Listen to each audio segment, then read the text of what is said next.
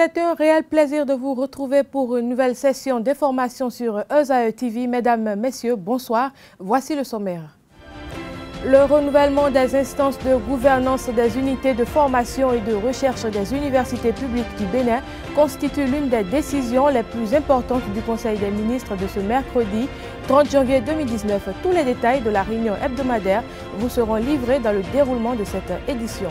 Dans le cadre des noces de Cotonou, l'école d'initiation théologique et pastorale de l'archidiocèse de Cotonou et en mémoire du 20e anniversaire du décès du Monseigneur Isidore de Souza, il se tiendra du 1er au 3 février prochain à Cotonou un colloque visant à réfléchir sur l'importance et le rôle de la religion et des leaders religieux en Afrique pour la reconstruction d'une société de paix et de dialogue. Pour toutes les précisions, vous suivrez dans un instant le père Rodrigue Bedjinou, le directeur de l'école d'initiation théologique et pastorale. CAN U20 Niger 2019, Bruno Arthur Didavi s'est envolé pour Niamey ce matin. Il y va pour représenter le Bénin en sa qualité de membre de la commission d'organisation des Coupes des Nations Jeunes U17, U20 et U23. A tout de suite pour en savoir plus.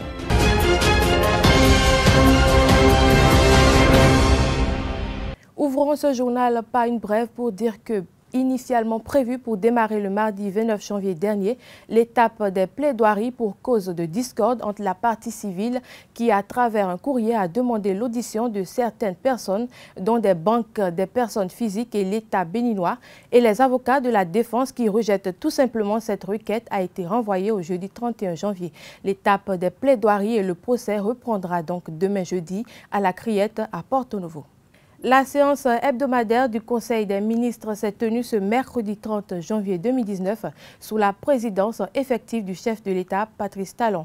Au titre des mesures normatives, le renouvellement des instances de gouvernement, des unités de formation et de recherche des universités publiques du Bénin.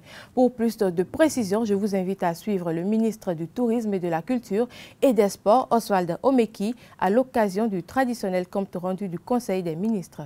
Au titre des mesures normatives, renouvellement des instances de gouvernance, des unités de formation et de recherche des universités publiques du Bénin. Lors de sa séance du 20 septembre 2018, le Conseil des ministres avait décidé de maintenir en place à titre transitoire les responsables d'unités de formation et de recherche UFR dont les mandats arrivaient à terme en décembre 2018. Mais le fonctionnement de ces unités de formation et de recherche est aujourd'hui compromis par le fait que les responsables actuels n'ont plus la légitimité pour assurer la gestion de leurs entités respectives. Or, le mandat des intéressés étant de 3 ans, procéder à des élections alors même qu'il appartient au Conseil national de l'éducation de définir les nouvelles modalités de gouvernance de l'éducation en général et de l'enseignement supérieur en particulier, compromettrait la réforme. C'est pourquoi, en attendant l'aboutissement du processus déjà engagé de l'élection et ou de la désignation des membres du Conseil national de l'éducation, le Conseil des ministres a adopté le décret portant nomination des doyens, vice-doyens, directeurs et directeurs adjoints des unités de formation et de recherche des universités publiques du Bénin. Transmission à l'Assemblée nationale pour autorisation de ratification de l'accord de prêt signé avec la Banque d'investissement et de développement de la CEDEAO dans le cadre du financement du projet de construction, de renforcement et de réhabilitation de 44 adductions d'eau villageoise en République du Bénin. Cet accord de prêt d'un montant de 23 735 millions de francs CFA vient conforter la mobilisation des ressources financières au profit du programme d'accès universel à l'eau potable d'ici à l'an 2021. Le dit programme vise à améliorer notablement l'accès des populations à l'eau potable en milieu rural par la construction de nouveaux systèmes d'adduction d'eau, le renforcement, la réhabilitation et l'extension des infrastructures existantes. Ainsi, 37 nouvelles adductions d'eau villageoises seront construites, 7 anciennes adductions d'eau villageoises réhabilitées et agrandies et des branchements particuliers domestiques pour l'alimentation en eau potable effectués. Au terme du projet, 224 000 nouveaux bénéficiaires seront alimentés en eau potable dans plusieurs communes de notre pays. Les ministres concernés sont instruits d'accomplir toutes les diligences nécessaires en vue de l'entrée en vigueur du prêt et de l'exécution efficiente du projet.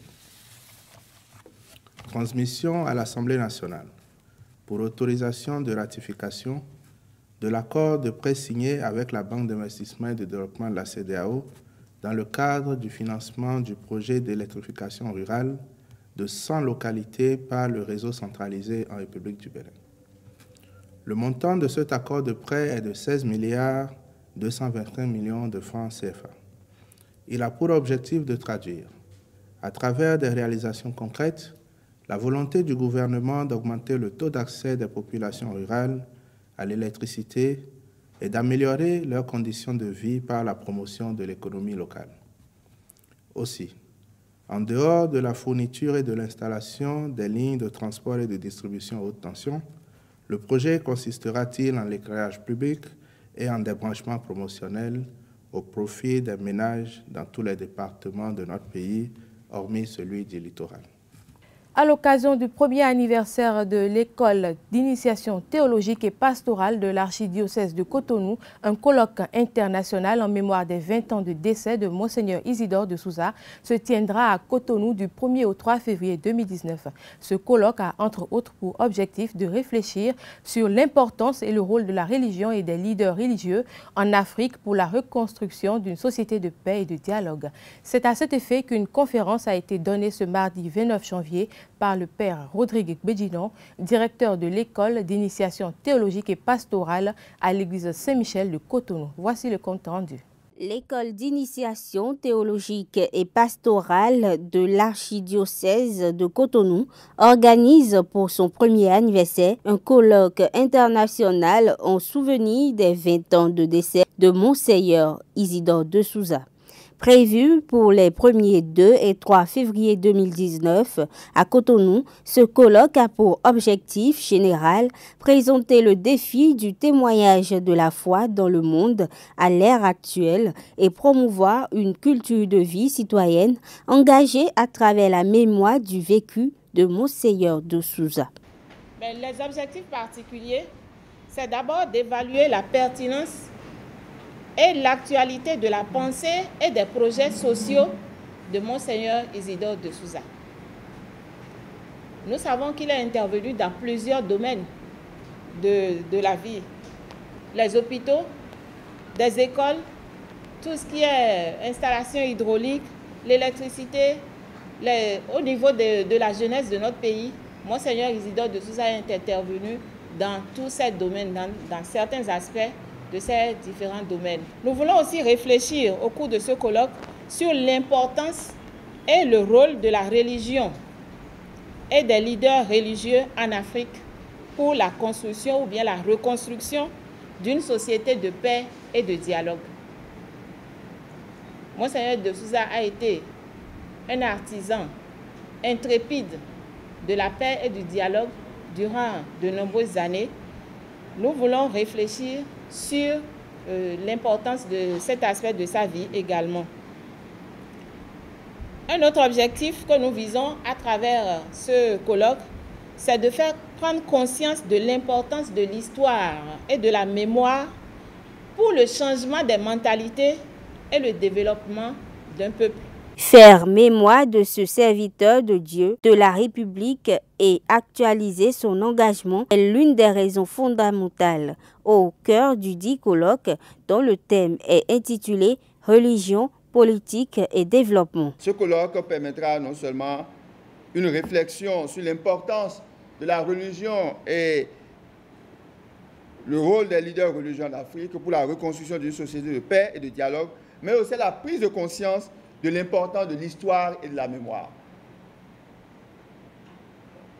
Il y a le risque de voir seulement la partie visible de l'iceberg, c'est-à-dire de voir Monseigneur de Souza comme un grand acteur politique, de voir Monseigneur de Souza comme quelqu'un qui s'est investi, mais fortement dans le social.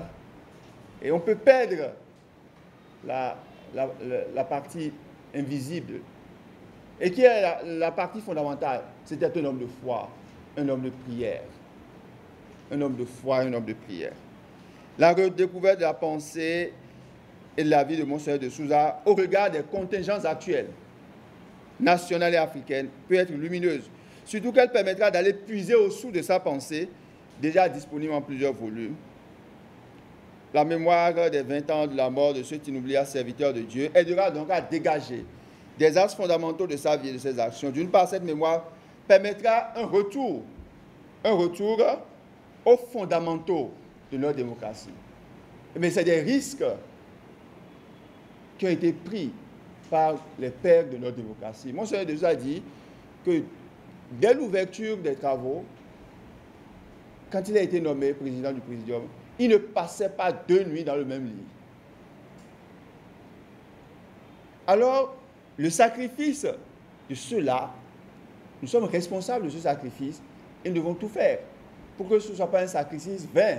Pour rappel, Monseigneur Isidore de Souza est mort en mars 1999 suite à une crise cardiaque à l'âge de 64 ans.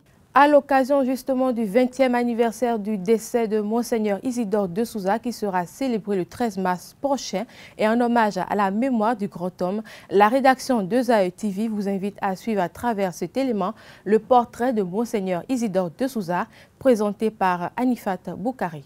Descendant de Francisco Félix de Souza, un ancien commerçant d'esclaves vers le Brésil à Ouida en 1788, Monseigneur Isidore de Souza est né le 4 avril 1934 à Ouida. Ordonné prêtre en 1962, il poursuit ses études à Rome où il séjourne pendant tout le Concile Vatican II, puis enseignant à l'Institut supérieur de culture religieuse d'Abidjan dont il amorce la transformation en Institut catholique de l'Afrique de l'Ouest. Issu d'une grande famille béninoise aux origines portugaises, Monseigneur de Souza fut le grand artisan de la transition démocratique après 17 ans de règne du général Kérékou. Personnalité morale reconnue, il fut élu en 1990 président du Haut Conseil de la République, l'instance de transition chargée de mettre en place les nouvelles institutions politiques. Une mission délicate et sans précédent pour un homme d'église en Afrique que Monseigneur de Souza accomplit avec succès. Grand homme de Dieu, doté d'un charisme exceptionnel, Monseigneur Isidore de Souza, alors président de la conférence épiscopale du Bénin et archevêque de Cotonou, a conduit de main de maître et avec succès en tant que président du Présidium les travaux de la conférence nationale des forces vives de la nation du 19 au 28 février 1990. Négociateur fin, l'homme a réussi à déjouer l'impasse qui planait sur les travaux de la conférence. En effet, Mathieu Kérékou fait convoquer dans la nuit du 24 février Monseigneur Isidore de Souza pour lui faire part de son intention de suspendre la conférence. Mais Monseigneur de Souza parvient à persuader le président de la République de la laisser se dérouler jusqu'à son terme. Il est mort le 13 mars 1999, frappé par une crise cardiaque à l'âge de 64 ans. À l'issue d'une rencontre tenue avec son état-major à Bopa le samedi 26 janvier 2019, le professeur Mathurin Kofinago a officiellement annoncé son retrait de l'arène politique béninoise. En effet, l'ancien président de l'Assemblée nationale ne sera pas candidat à l'élection législative du 28 avril prochain. C'est une nouvelle qui, à la veille justement de l'élection législative, suscite commentaires divers et critiques. À cet effet, le politologue béninois Fidèle Aïna nous a fait part de son analyse de la décision du professeur Mathurin Kofinago. En tant que politiste, je ne considère pas cette retraite politique, puisque c'est de cela dont il s'agit, une retraite politique de la vie politique. Je ne considère pas cela comme un fait politique. On ne peut pas lui attribuer la qualité de fait politique.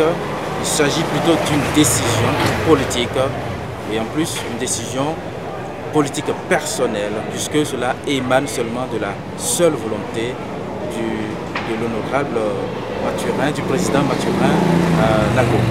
Donc c'est une décision politique. Pour autant, en tant que décision politique, cela peut cacher des calculs politiques. Je pense que si vous vous interrogez là-dessus, c'est parce que ça peut questionner toute la classe politique. Pourquoi ce départ qui n'est pas forcément anticipé, c'est relatif, parce que le président Mathurin Nago n'est plus un novice de la classe politique, c'est même un cacique. Et donc, pourquoi il s'en va à l'aune de l'organisation des élections législatives? Ça peut être une décision sage de sa part de se retirer momentanément.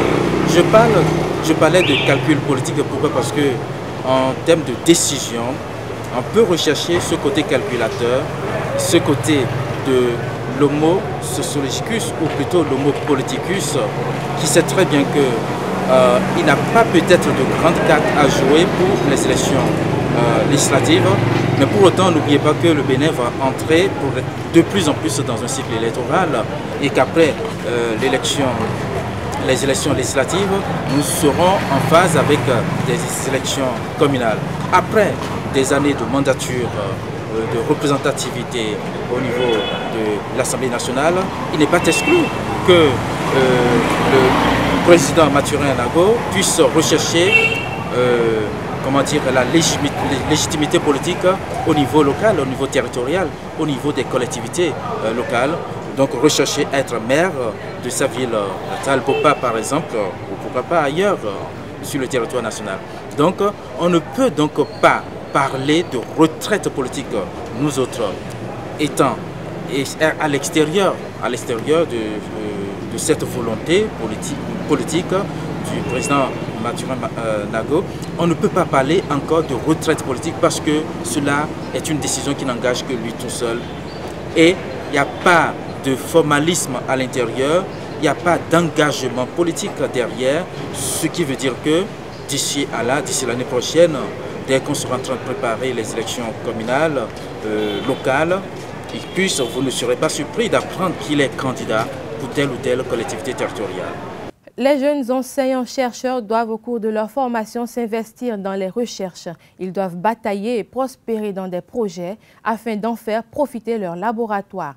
Tel est l'essentiel à retenir du deuxième volet de la communication donné par l'ancien recteur de l'université d'Abomey-Calavi, le professeur Brice Saint-Saint. C'était ce matin dans l'amphi Jean Plia de l'UAC. Suivons le point avec Jacques Marion d'Almeida et Belfide à Donibo.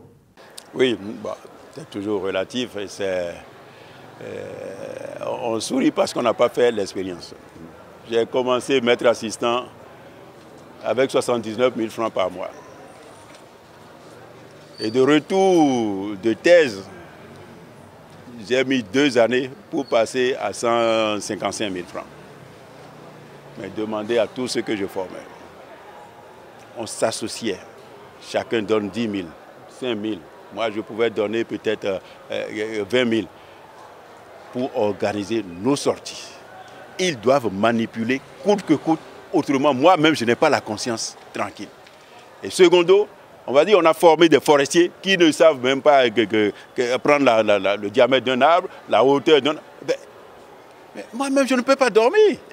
C'est quoi le salaire si le salaire ne me permet pas de vivre à l'aise, d'avoir la conscience par rapport à ce qu'il y a. Et c'est ça les recommandations que je suis en train de faire à mes jeunes qui ont la relève. Ceux qui nous ont formés n'avaient quasi rien. Les salaires étaient ridicules. Et pourtant, ils s'investissaient. Ils organisaient les stages. On était présents sur le terrain avec nos professeurs. Ils venaient nous visiter régulièrement, corriger nos imperfections et un certain nombre de choses. Aujourd'hui, regardez le niveau des salaires par rapport, je dirais, au salaire moyen. Et c'est en ça que je l'ai dit, mais l'enseignant qui refuse d'investir dans la recherche, la recherche c'est bon, ce n'est pas simplement aller compter l'une autre chose, mais c'est aussi participer à des conférences. Si je veux aller au Sénégal, est-ce que j'ai encore besoin aujourd'hui d'adresser une demande à mon recteur, à mon douanier et au ministre pour dire donnez-moi de l'argent pour aller au Sénégal avec le salaire qu'on a? Si je ne peux pas faire 4 sorties dans l'année, mais au moins je planifie mon salaire de telle manière que je puisse acheter au moins ces billets d'avion et aller rester dans telle ou telle auberge et au moins acquérir les connaissances. Rester pendant quelques jours, quelques semaines dans des laboratoires, acquérir ces technologies et venir aussi l'enseigner ici. Et vice versa, prendre une partie de son salaire et s'abonner. Depuis que moi j'ai commencé assistant ici, je me suis régulièrement abonné à 5 grandes revues. Et ça fonctionne jusqu'à maintenant. Plus les autres, bien entendu. Et ça me coûte une partie de mon salaire. Mais ça va de... Je suis dans un domaine où je ne suis pas bien renseigné. Comment voulez-vous que je forme des gens par rapport à des actualités au niveau international? Donc le tout ne peut pas venir d'un gouvernement. C'est faux, et même dans les autres pays. C'est en ça que je dis que le doctorat que nous avons est un doctorat en mendicité intellectuelle. Nous devrons utiliser ce doctorat pour aller chercher l'argent partout où cela se trouve. Et c'est ça. Et ce n'est pas seulement pour l'Afrique. Même aux États-Unis, vous allez, les professeurs courent partout pour aller soumettre en compétition à telle fondation, à tel ceci, à tel... Ils rédigent, tu peux mettre 20 là-dedans. Si c'est 2 qui marchent, mais tant mieux. Tu rapportes aussi de l'argent à ton labo. Aucun pays, si riche soit-il, ne pratique ce système de je m'assois et le gouvernement m'envoie tous les sous. Donc vous voyez, il y a ça. Maintenant, il y a une responsabilité gouvernementale aussi. Les grands projets de l'État. On n'a jamais discuté de ces projets réellement en termes de mise en œuvre, tout au moins la partie scientifique, la partie intellectuelle du projet, par nos universités. C'est vrai, maintenant nous sommes informés du PAG, nous sommes sur ça, mais il faut maintenant aller à l'acte. Quelle est la part de la recherche qu'on peut confier à l'université, secteur par secteur, et il faut prendre un acte, il faut prendre une décision, il faut les mettre devant le défi. Je crois que c'est ça. C'est vrai, le bonheur vient de l'étranger, mais il faut aussi se dire, travaillons pour les générations à venir. Nous n'aurons pas toujours de l'argent qui viendrait de l'étranger, des compétences qui viendraient. Formons ces compétences, puisque les autres ne sont pas nés avec. La page sport de cette édition à présent. CAN U20 Niger 2019, Bruno Arthur Didavi s'est envolé pour Niamey ce matin. Il y va en effet pour représenter le Bénin en sa qualité de membre de la commission d'organisation des Coupes des Nations Jeunes U17, U20 et U23. Suivez un extrait de l'interview qu'il nous a accordé ce matin avant son départ.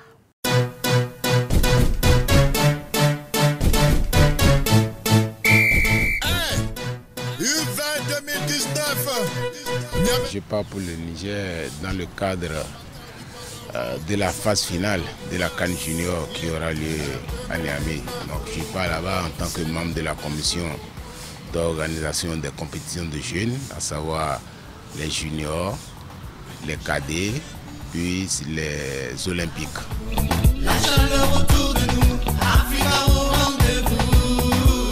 Les membres des commissions de la CAF sont sur Internet. Il suffit d'aller sur le site de la CAF et vous verrez tous les membres des commissions permanentes de la CAF. Donc il est aisé que chacun dise ce qu'il veut. L'essentiel est que vous avez constaté que je voyage. Et je ne voyage pas pour aller me promener, je voyage dans le cadre de la CAN Junior qui démarre le 2 prochain à Niamey.